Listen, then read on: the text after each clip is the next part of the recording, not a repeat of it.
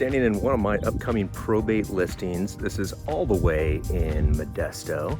I work all over the place, and so does my partner in this, Bill. So let's take a look what some probate listings look like. Now, sometimes they're in very good shape, and other times there's some deferred maintenance. This one has been sitting for a bit, and unfortunately, squatters, people that unfortunately know heirs of the estate, taking advantage of the situation, got involved on this one.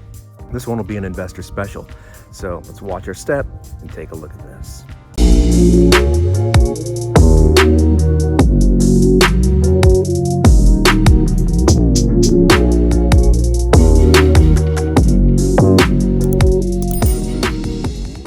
Now, before we get into this one, just please like our channel, subscribe right now, because we have so much probate information for you.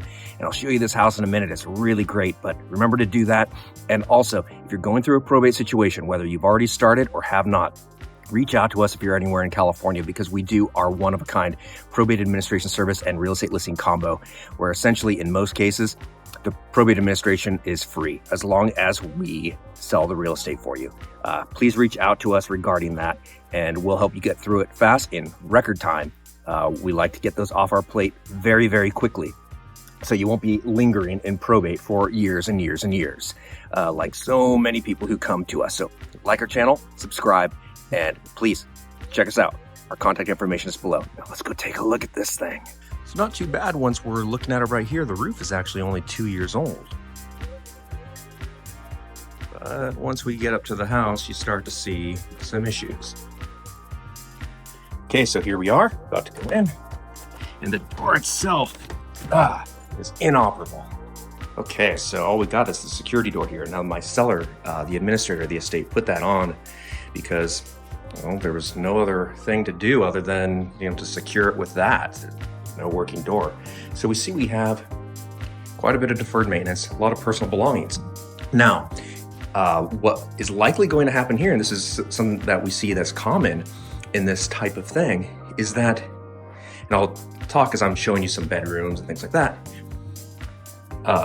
we will put this as is, and that all personal property will convey with the sale. Meaning that whoever agrees to buy it, well, it's going to be contingent upon that they're going to deal with all the personal property, and you will see that there's quite a bit more than what I'm showing you right now.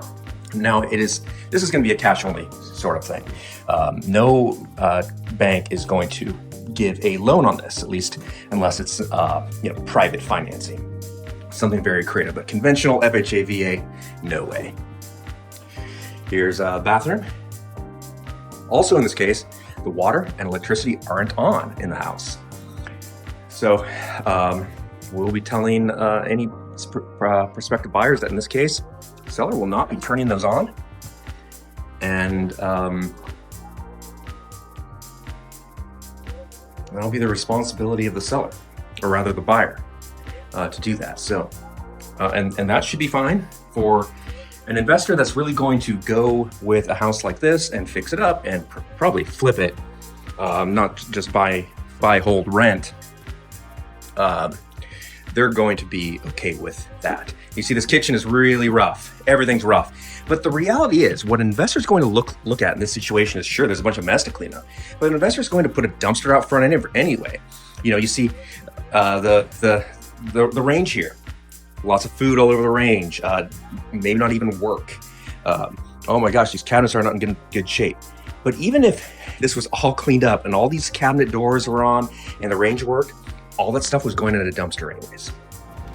So an investor is going to update this with all the modern items. Now let's take a look at the backyard. Now this one has a guest house. Now that makes this one a bit of an anomaly. But there's basically an ADU, and it's a permitted ADU. Oh wow, okay, so now you're seeing lots of personal property. Typically, in my experience, a experienced investor is going to be okay with this. Sure, it's going to be a bunch of work and a few dumpsters, or a few emptied dumpsters, but that's just what it is. Here's quite a bit more. So here we are in the backyard of this one. See, windows boarded up, a big shed.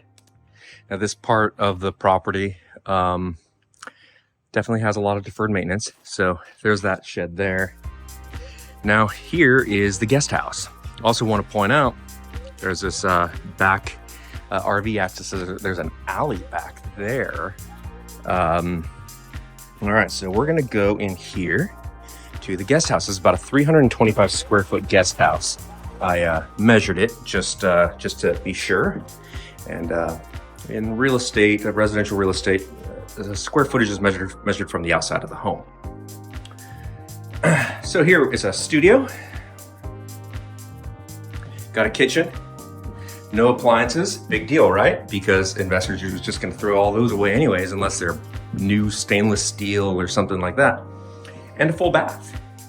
So what we have here is a 1,200 square foot main home, a 325 foot permitted guest house. So there you have it. There's a probate listing. Now, they're not always this rough. Most of the time they're not, but I've seen it about like this before. The anomaly on this one is really the newer roof on this condition of home. So an investor coming in is not going to have to worry about that roof and that guest house, a permitted guest house. So it's going to likely go to somebody who either, well, first it's going to be a flipper. They're going to put money into it. You're probably seeing that there's so much to do in this house, but really it's clearing stuff out that they're probably going to, gut the whole thing anyways, regardless of whether it was clean or not.